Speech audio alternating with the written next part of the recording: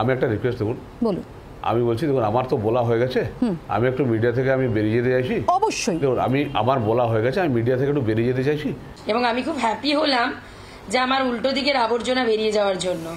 আমি এটার জন্য আমি খুশি হলাম। এরকম একজন অহংকারী মহিলা যদি ভোটে জিতে যেত তাহলে অহংকারে অন্ধ হয়ে নিজেকে কি মনে করতো একবার ভাবতে পারতেন? আর সব থেকে বড় ব্যাপার, এবার না তৃণমূলের যে আসল রামজির যে উৎপন্ন হয়েছে না আসল রামজি, সেই রামজিও না এবারের ভোটে হেরে গেছে। জানতে চাইবো যে সিপিআইএম নিয়ে চিন্তা না বিজেপি নিয়ে চিন্তা তমলুকে? চিন্তা কাউকে নিয়েই নয়। তৃণমূল কংগ্রেস 100% জিতছে, আমরা সিটে জিতে গেছি। অয়নদা 4 জুন আপনি নিউজ 18-এ বসে অ্যানাউন্স করবেন যে তমলুক থেকে তৃণমূল কংগ্রেস জয়যুক্ত হয়েছে। ব্যবধানটা আপনি বলবেন নিজের মুখে। রেজাল্ট বেরোনোর আগে যারা এইরকম ভাবে 100% জিতে দেওয়ার গ্যারান্টি দিয়েছিল না, তারাই আসলে হেরেছে। তো চলুন শুরুটা অহংকারে ডুবে থাকা বৌদিকে দিয়ে করি। উনি এর ঘাড়ে তার ঘাড়ে পা রেখে মমতাদির দয়ার দানে, কখনো আমার দয়ার দানে, কখনো অন্য কারো দয়ার দানে সাংসদ হয়েছেন। সৌমিত্র নাকি এর ঘাড়ে পা রেখে ওর ঘাড়ে পা রেখে মমতা ব্যানার্জির দয়ায় দানে, তারপরে সুজাতা মণ্ডলের দয়ায় দানে নাকি সংসদ হতে পেরেছিল। সুজাতা ছিল বলেই 2019 সালে উনি নামের পাশে সাংসদরা বসাতে পেরেছিলেন। 2014 সালেও সুজাতা পাশে ছিল বলেই সাংসদরা হতে পেরেছিলেন।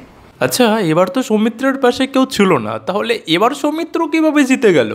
এবার তো সুজাতা মণ্ডল উল্টো সৌমিত্রকে হারানোর জন্য নিজে দাঁড়িয়েছিল, তারপরেও সৌমিত্রকে হারাতে পারল না। সুজাতা ছিল বলেই 2019 সালে উনি নামের পাশে সাংসদরা বসাতে পেরেছিলেন। একটা মহিলা নিজে কতটা অহংকারে ডুবে থাকলে এইরকম ভাবে নিজেকে মনে করতে পারে একবার ভাবতে পারছেন? বিষ্ণুপুর বিষয়ে বিষ্ণুপুরের ভূমিপুত্রই চালাবে, বিষ্ণুপুর বিষয়ে বিষ্ণুপুরের ভূমিপুত্রই চালাবে। এই লিফলেট ছড়ানোর নেপথ্যে কি আপনি, আপনার হাত?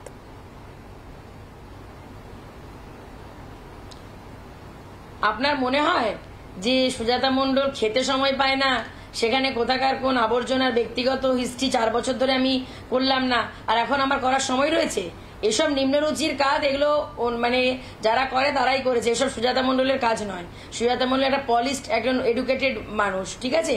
কি ভুললো একটু ভালো করে বুঝতে পেরেছেন কি? বলছে নিজেই নিজের নাম করে বলছে যে সুজাতা মণ্ডল একটা পলিশ এডুকেটেড মানুষ। সুজাতা মণ্ডল একটা পলিশড, একজন এডুকেটেড মানুষ, ঠিক আছে? তো চলুন ইনি কতটা পলিশ করা এডুকেটেড মানুষ তার একটা নমুনা আপনারা নিজে চোখেই দেখে নিন। যাক, আমি চাই যে কি যা কিছু হোক, অ্যাজ এ গুড সব কিছু ভালো হোক। রাজনীতিতে সব কিছুই হয়, হার জিত থাকেই, যা কিছু ভালোই হোক। আমি আপনার অনুমতি নিয়ে যদি রেসপন্ড করতে চাই সুজাতা, একটু আমি সুজাতাকেও বলবো তার রাজনৈতিক প্রতিদ্বন্দ্বীকে কি বলতে চান। সুজাতা প্লিজ। আপনার কি মনে হয় যে আমার হাতে খুব অফুরন্ত অপ্রয়োজনীয় সময় রয়েছে কোনো আবর্জনাকে নিয়ে আলোচনা করার? এটা আমার পক্ষে সময় নেই। আমার এখন মাইক্রোসেকেন্ড, মিলিসেকেন্ডের দাম। এমন কোনো অপ্রয়োজনীয় কাউকে নিয়ে আলোচনা করতে চাই না যাকে নিয়ে আমার জীবনে আমি আর কোনো কিছু ছিল বলেই মনে রাখতে চাই না। তাই এ নিয়ে কোনো উত্তর করতে চাই না। আর তাছাড়া অহংকারীর পতন হয়, অধ্যত্বের পতন হয়, দুরাচারী, দুশ্চরিত্র, লম্পটের পতন হয়। এটা ইতিহাস সাক্ষী। আপনি সেটা দেখতে সম্পর্কে একটু শব্দগুলোতে নিয়ন্ত্রণ করার জন্য অনুরোধ করব সুজাতা।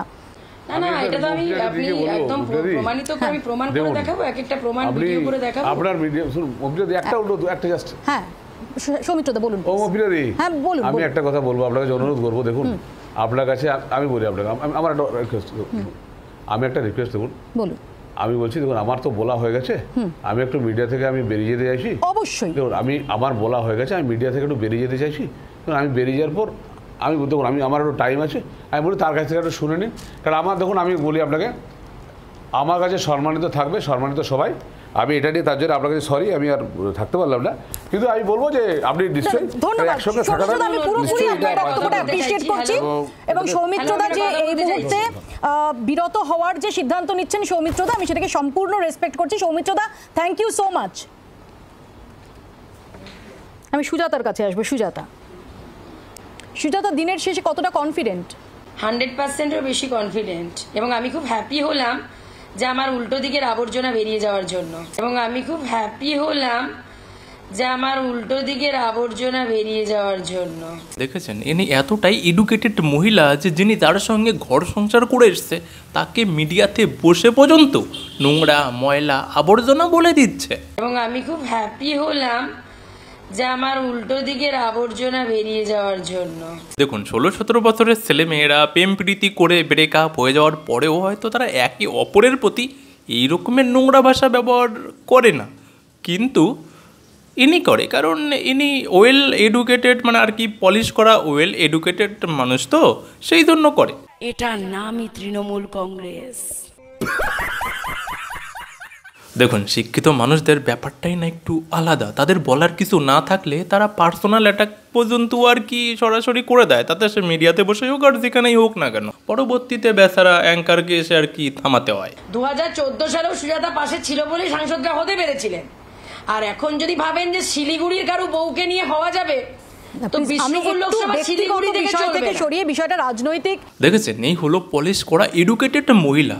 কেন জানি না তৃণমূলের শিক্ষিত লোকেরা গেলেই তারা কেন অশিক্ষিতদের মতো হাবভাব শুরু করে দেয়।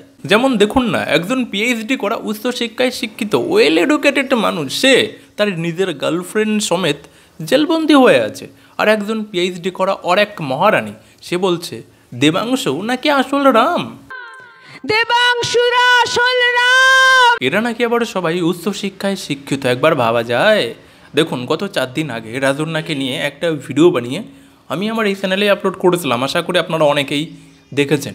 তো সেই কারণে এইরকম রাজন্যাকে নিয়ে যারাই এইরকম ভিডিও বানিয়েছে তাদেরকে নিয়ে রাজন্যা কি বলেছে জানেন? এই রেজাল্ট বেরোনোর পর, গত 2 দিন আগে যে বিজেপির যে খারাপ রেজাল্ট হলো, তারপর রাজন্যা ফেসবুকে আর একটা পোস্ট করেছে। আর সেই পোস্টে কি লিখেছে জানেন? লিখেছে, যারা অক্লান্ত পরিশ্রম করে দীর্ঘদিন ধরে ট্রোল করলেন, কুৎসা করলেন, অপপ্রচার করলেন, তাদের সবুজ অভিনন্দন। মানুষ আশা করি উত্তর দিয়ে দিয়েছে। এবার মুখোশ খুলে দিদির পক্ষে চলে আসুন। বুঝলেন তো বাংলার বুকে, ভারতবর্ষের বুকে আপনাদের কি অবস্থা। দেখুন রাজন্যা যে অশিক্ষিতদের মতো কথা বলে যে হিন্দু দেবদেবীদেরকে যেরকমভাবে অপমান করেছে, তাতে তার মনে কোনো রকমের কোনো সংকোচ বোধ নেই। আর উল্টো সে বলছে যে তার ওই কথাগুলো নিয়ে যারা প্রতিবাদ করেছে না, যারা প্রতিবাদ করেছে তারা নাকি তার বিরুদ্ধে কুৎসা করেছে এবং অপপ্রচার করেছে। আর এবারে বিজেপি একটুখানি খারাপ রেজাল্ট করেছে, তার জন্য সেই সুযোগটা নিয়ে এই রাজন্যা লিখছে বা বলছে, আমাদের মতো যারা প্রতিবাদ করেছে তাদেরকে বলছে যে এতদিন তো অনেক কুৎসা অপপ্রচার করলেন, তো আপনারা তো দেখতে পেলেন যে সারা দেশে বা আপনাদের এই বাংলায় আপনাদের কোনো গ্রহণযোগ্যতা নেই, সারা দেশেও আপনাদের কোনো গ্রহণযোগ্যতা নেই, তো আপনারা সবাই তৃণমূলে হয়ে যান। আচ্ছা আপনারা কি জানেন যে প্রভু শ্রীরাম রাবণের সঙ্গে কি দিয়ে লড়াই করেছিল? আসলে ভালোবাসা দিয়ে লড়াই করেছিল। আর এটা আমি বলছি না, এই পিএইচডি করা শিক্ষিত মানের, উচ্চ শিক্ষিত মানের মহাজ্ঞানী বলছে।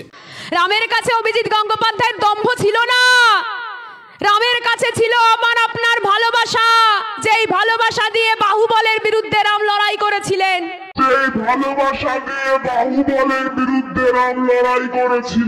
প্রভু শ্রী রাম রাবণের সঙ্গে কি দিয়ে লড়াই করেছিল, যে মূর্খ এটা পর্যন্ত ঠিক করে জানে না, সে আবার আমাদেরকে তৃণমূল হয়ে যেতে বলছে রে। দেখুন এই ভিডিওতে আরও অনেক কিছুই কভার করতে পারলাম না, পরবর্তী ভিডিওতে দেখা যাবে। তো আজকের মতো ভিডিওটা এখানেই শেষ করলাম। আর রাজন্যাকে নিয়ে গত যে ভিডিওটা বানিয়েছিলাম, সেই ভিডিওটা যারা দেখেননি বা যারা দেখেছেন, যদি আর একবার দেখতে চান তাহলে আমি পাশে দিলাম, এটার উপরে ক্লিক করলে আপনারা ওই ভিডিওটা পুরোপুরি দেখতে পাবেন। আর আমি চাইবো একবার গিয়ে দেখুন।